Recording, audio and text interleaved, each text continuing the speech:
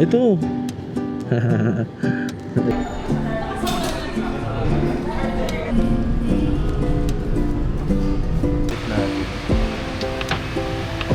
Ilaw ng MDL.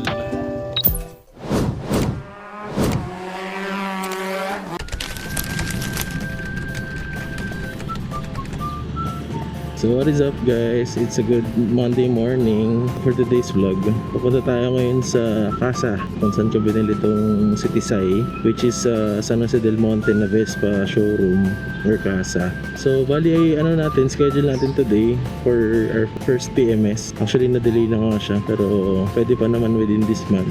Bali yun nga, PMS lang tayo. Then also magpapakabit na rin tayo ng aux light tsaka yung aftermarket na busina kasi medyo mahina yung stock nito ni Vespa. Hindi siya enough for me. Tsaka hindi ako sanay ng mahina kasi yung busina tsaka walang aux lights. So ayan, samahan niyo ako guys. Mamaya pakita ko sa inyo yung magiging process. Magkano iabutin, magkano nagastos ko, ganyan. Also bali yung video na rin na to, siguro bigyan ko na rin ng 2 months na review itong Vespa Primavera na 2025 version para maging aware din kayo guys, yung mga interesadong bumili, what to expect, ganyan, ano yung mga necessary na upgrades lalo sa mga bagong bili na Vespa. Bali ang ruta ko ngayon, dadaan muna ako kay Ground Zero dito sa may Vista Verde Cainta kasi sa kanila ko bibili yung ilaw na ipapakabit ko. Buti maganda yung panahon ngayon, sana hindi umulan. So yun, sige, kwentuhan muna tayo ng konti para iwas antok. So ang mga initial impression ko dito kay Tisay, kay Vespa Primavera 2025 ko, una is yung hatak niya, sapat naman for me. Very enough na siya para sa city riding, ganyan. Actually kahit pang overtaking, okay naman siya for me. Hindi naman ako nabibitin. O siguro dahil yung motor kasi na bago dito, na scooter ko is Benelli Panarea, 125 lang kasi yun. Siguro hindi, kumbaga satisfied na ako sa 25cc na tinaas niya. Kaso ang napansin ko lang, nung dun sa, yun sa power niya, medyo may issue lang ako ng konti lang naman, siguro nitpicking lang. Yun sa low end torque niya, yung pagka yung from stop, tapos pipiga ka, lalo pag yung mga slow speed, ganyan, pag mga traffic, ganyan, or yung pag mga nasa subdivision ka lang, pagka yung medyo mababa yung takbo mo, or galing ka sa stop, pag yung mga 10 kilometers per hour, ganyan, medyo malakas yung sipa niya, yung initial na sipa, kick niya, pagkapiga mo. So may ganun siya na parang matutulak ka na hindi ko na experience dun sa dati kong motor. Pero again, ewan ko kung dahil 150cc lang siya or inisip ko nun sa pagkakasetup ng panggilid nito, nakatono for low end torque or yung initial na piga. Kasi malakas may damba yun, tignan nyo. Ayun na may ganyan siya. Diba? Parang sumisipa. So ayun, okay na, pero okay naman siya. Siguro it will get better pag na PMS. Pero tignan natin, since ngayon PMS, so tignan natin mamaya after. So yun lang, yun yung una, medyo parang may sipa siya sa pagpiga. Pero nga, satisfied naman ako dun kasi nga maganda siya pag yung overtaking, ganyan. Kasi di rin naman ako maximum speed. Are you serious right now, bro? Pagka naka-scooter, ako na yung bantito lang, takbong pogi.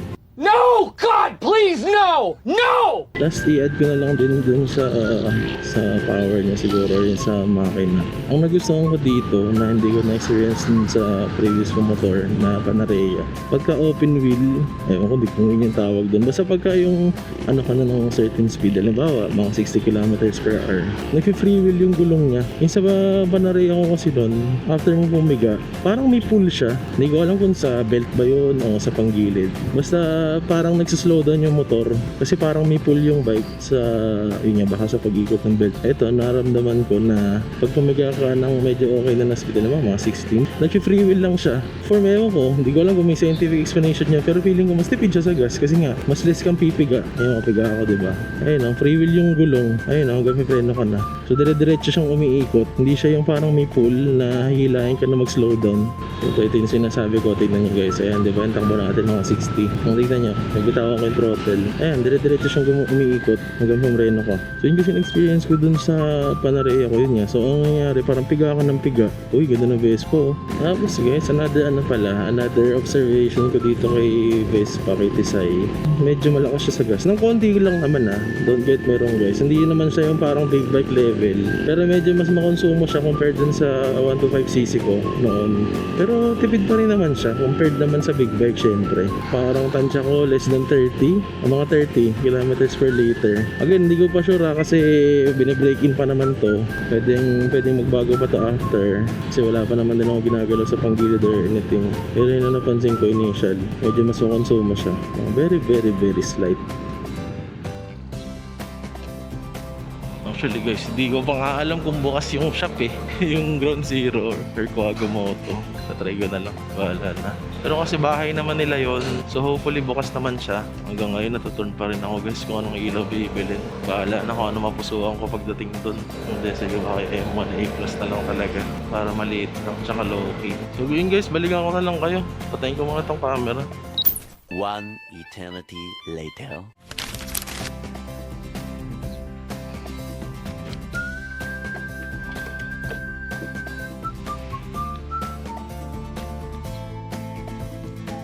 Thank you, Ground Zero Idols.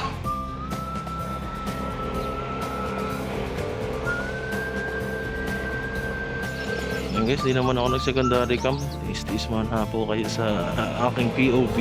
Tsaka medyo tinetesting ko pa din kasi itong Action 5 Pro ko.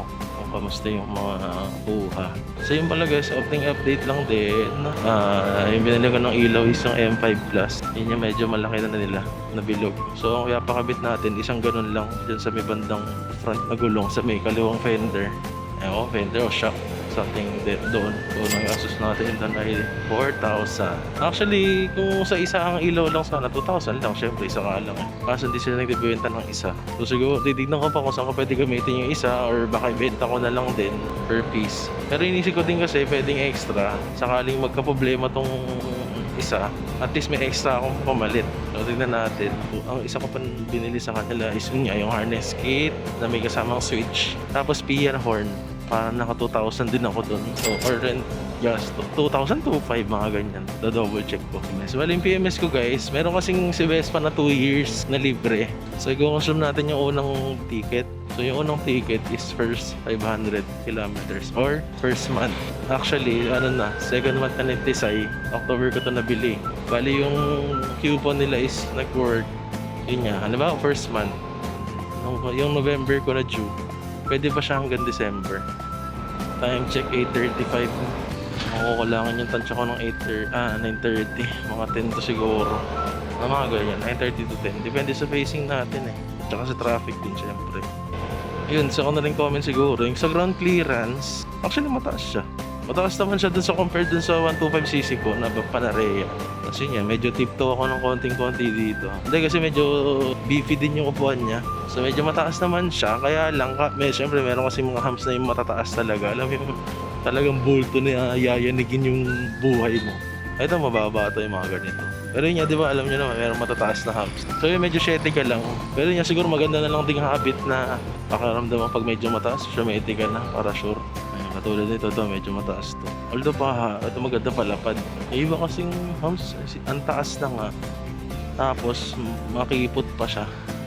Daan pala natin guys. Bali Marcos Highway. Then, magkatipunan na lang tayo. Tapos, kanan tayo ng Commonwealth sa ilalim. Kabisado ko naman na yung daan. Hindi na ako nag-visit sa Google Maps. Kasi naging area ko dati yung bandang San Jose del Monte. Tsaka North Caloocan sa previous work ko. Kaya kabisado na natin siya. Iparin ko na rin yung battery ko. Also guys, dagdagan na rin pala. Dagdag lang dun sa initial impression. na nagamit natin ng 2 months tong si Tisay. Yung sa preno niya, okay naman. Yun nga, as I mentioned din dun sa release day ko nito, maganda naman yung bite niya. Bali ang ABS nito, kung ako nagkakamali, is harap lang. Yung likod is drum brake lang. Pero yun nga, okay naman. Never naman ako nabitin at na-feel na, alam mo yan, I needed more. Goods na goods naman din. Never naman din ako nag-skid or dumulas. Yung gulong nito, parang Maxxis ata to eh. Okay naman din. Hindi pa naman ako nagsuslide. Thank you Lord. Yun nga, syempre maintain mo lang din yung tamang tire pressure. Tapos dapat hindi malambot. Okay naman. Hindi ko pa naman nakikita yung feel na mag-upgrade. Pero hopefully pag nakaluwag-luwag, na-try ko na kasi yung yung Pirelli Angel. Yun, okay naman ako doon. Medyo pricey lang siya, pero quality talaga. Napang rides ko na yun ng kahit malayo, Marilaki, Bulacan. Hindi na ako natudula sa mga kurba dun sa Marilaki. Mas na goods yun. Kahit umulan pati, nakapit siya. Pero this time, baka mag-try ako ng iba. Try ko siguro yung Michelin. Medyo marang option. Baka yung City Grip o tingnan natin. May nakita noon na parang Shinko ata yun. Shinko tires, ganyan. Parang may white pole siya. May white na lining yung gulong. Bagay sa mga classic na motor. Pero yun, medyo mas mahal siya. So tignan natin. Ngayon, okay, goods pa naman ako dito sa stock. Pero to be honest with you guys, ang sarap gamitin itong Vespa, promise. Ano talaga siya, endgame na scooter. Yung tipong hindi ka na mag-upgrade, sarap siya gamitin. Yung tagtag niya, hindi naman masyado. Pero meron na, huwag mong isipin na para siyang adventure bike or something na big bike suspension ng datingan. Comfy siya for me, yun nga. Huwag ko kumpara ko sa ibang mga scooter. Alam ba, Yamaha Fazio, alam ko, matagtag daw yun. Or yung Banareya ko na lang. Ito, hindi siya masyado, may tagtag siya ng konting-konti nga lang. Pero ano naman siya, manageable. Tapos considering binibreak in ko pa to what more pag medyo lumapat-lapat na yung mga parts. Siyempre mas gaganda pa yung handling nito. So yun yung tagtag okay naman. Ilan talaga syempre pag ay mga lubak na malala talaga or may mga di na iwasang pothole, syempre yung mararamdaman mo talaga yanig hanggang kabuto-butuhan mo. Pero yung mga normal na ganitong driving, yan, yung mga pavements na uneven, wala, basic lang yan. Kasi in terms of handling, magaan lang din siya maneuver. O baka din sanay na rin kasi ako dahil naka big bike ako. Tsaka matagal na rin ako nagmumotor. Medyo madali lang siya iwas-iwas. Medyo magaan-gaan pa siya. Pero yun nga, medyo mas mabigat siya compared sa mga ibang scooter Kasi yung kaha nito, bakal. Di ba alam nyo naman, most ng scooters plastic yung kaha. Ito bakal, kaya medyo may bigat din siya. Pero yun nga, kung nasa rider naman yan, kung nasa maayos ka naman na well-being or katawan, kaya mo naman to. Nasa malakas tuhod mo. Again, beginner friendly, kasi scooter lang naman siya. Yun lang siguro yung medyo sa akin, yung height siguro. Lalo ko may mga lady riders na interested. Although may alam ko may nabibiling dito, lowering kit. So mas bababa lang siya ng konting-konti na medyo mas manageable yung height niya for smaller riders. Ako naman okay lang. Hindi ko na kailangan babaan. Sakto lang naman yung height natin. Tsaka ayoko kasi nung lowered guys kahit sa mga sasakyan. Ayoko nung thought na gumagasgas yung ilalim. Masakit sa dibdib. Okay lang ako yung mataas. Saktong pogi lang. Grabe yung truck. Akala mo, bigo lang yung dali So yun guys, okay naman yung hunting niya. Basa ko lang sa mga forums, pati sa mga reviews, sa mga comments sa YouTube. Medyo may kabig daw yung mismong bike, pakaliwa. Kasi kung makikita nyo guys, yung front shock nito is single-sided lang siya, nasa left side. So yung kanan niya is talaga, naked, walang anything. So parang nababasa ko na mas madaling lumiko pa kaliwa. Pero parang hindi ko pa naman observe. Yun nga, baka kasi sanay na kasi ako sa big bike, kaya hindi naman ako masyadong na-overwhelm. Okay naman for me. Ayun, wala sa akin, pareho lang siguro very minimal, unnoticeable na. Pero ngayon, tignan natin pag nagpakabit ako ng aux lights, kasi nga doon ko din papakabit sa kaliwa. So syempre nagpag-wait yun, tignan natin, i-observe ko mamaya kung magiging kamusta siya. So yun guys, dito na tayo sa Katipunan, Ateneo. Ay, sana ganito lang yung panahon. Hindi masyado mainit. Pagdating natin doon, most likely 300 kilometers tayo. So hindi natin na-consume yung 500 kilometers na mark. Pero nga since naka 2 months na, pa-PMS na natin dahil syempre alam nyo na pag-stop pa, may mga madumi pa yung ano niyan, loob-loob. Sin lang is para maging ano na siya, good as new. Sayang kasi libre din. Actually guys, hindi siya libre lahat pala. Ang libre lang is, kung daw nagkakamali, labor ata. So parang ang babayaran mo pa din yung mga, tama ba? Yung mga langis, ay yung mga consumables, langis ganyan. Or baliktad, hindi ko sure kung langis yung libre, tas labor ang babayaran mo. Basta either way, may libre sa kanya. So parang medyo mas malilesen yung gastos mo. So kaya yun guys, kung yung may mga interesadong bumili din ng Vespa, tapos medyo nag-worry sa maintenance. Oo, magastos siya, pero yun nga, since libre yung unang 2 taon mo, na yun nga, medyo malilesen yung gastos. Oo, okay na rin. After naman ng 2 years na libre, pwede ka na sa labas magpagawa pwede sa trusted mechanic mo, basta magaling sa motor, why not, diba? Kasi syempre alam naman natin sa kasa medyo may ano talaga sila, dagdag na konting amount lang naman. Time check, 8:56. Ay, yun na siguro add ko yung busina nga. Well, or naman siguro mostly yung mga tao na bagong motor talaga. Wala talagang kwenta yung stock. Parang wala pang nakikita yung motor na okay yung stock ng busina. Pakinggan nyo guys. Meep meep. Meep meep. Ang hina, grabe. Halos wala. So malakas pa yung sigaw ko So yung kaya pa-upgrade din tayo. Ano pa ito? Nakatakan ko na yung gulong, handling, yung height niya, yung power, preno. Siguro yung isa pa din, yung stock light. Again, yun na naman kasi pag stock. Pero hindi, medyo malakas-lakas to compared sa yung luma kong Panarea.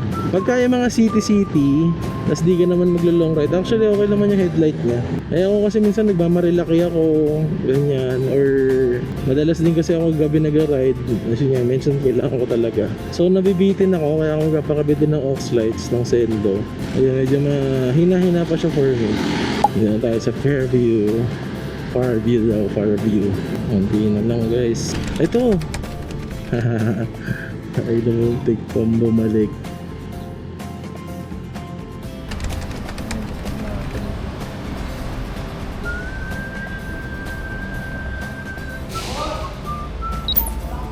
One eternity later. So guys, so since matagal yung gawa ng motor, nag-decide muna ako mag-SM dito sa San Jose del Monte. So kain muna ako ng Chowking. Pakita ko na sa inyo yung food trip natin. Boom! Medyo overload. So medyo mahaba yung araw natin today. Kain na tayo madami. So yung chow fan lang guys. Tapos pansit, chicha, drinks. Yun lang. So kain muna ako. Balikan ko kayo guys.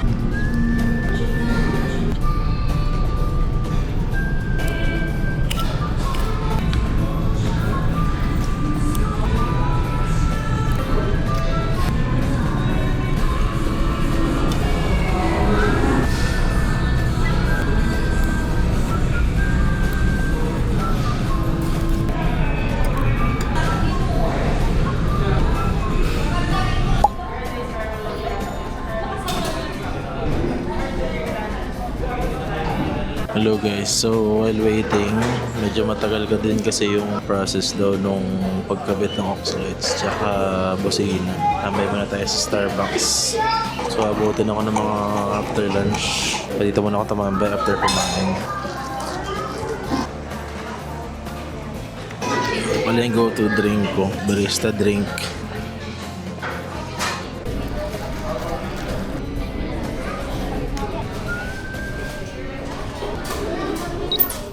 One eternity later. So yun guys, tapos na yung ilaw. Ito yung pinakabit natin. So ano lang siya, one side, tapos isang peraso.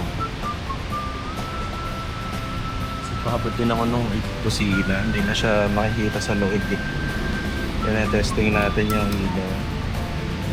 So ito pala yung switch niya. Kasama na dun sa package siya pinili. So ito yung Robin. Tapos ID.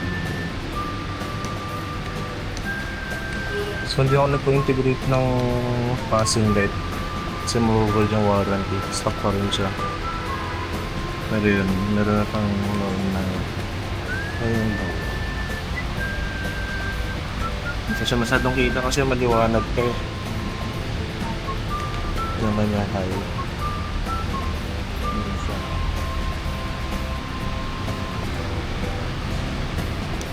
Tapos yung busina, Pihon, PIA.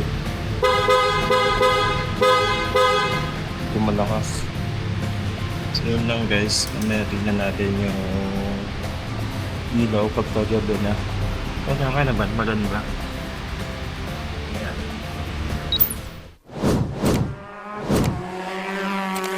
So guys, hello ulit. Upon checking, Diyos ko po, hindi ba nakabukas yung camera ko this time. Hindi pa ako nagsasalita. Hindi ko si Malang Bulacan, nandito na ako sa Katipunan. Wala pala na record. Anyway, uulitin ko na lang yung mga sinabi ko. So ngayon, nakita niyo naman, nagpakabit tayo ng aux lights saka busina sa casa dito sa San Jose del Monte, Bulacan. So ayun, okay naman yung kinalabasan. Ang nagastos natin guys ay una, yun nga, nabanggit ko dun sa ilaw, 4,000. Tapos sa busina, tsaka yung harness, around 2,500 yung nagastos ko dun eh. So, 6,500. Tapos itong kay Casa na, yung una kong binayaran, nagbayad akong 3,000 para sa labor, ng kabit, ng ilaw, ganyan, and all.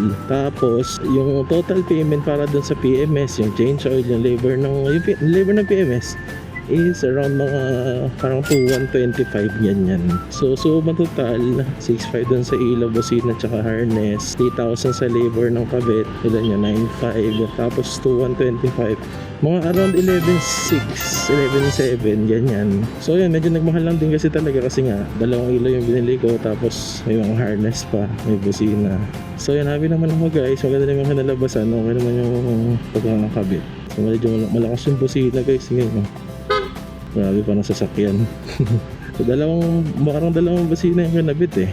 I'll have to check ko dun sa box. Nyari yan, happy naman.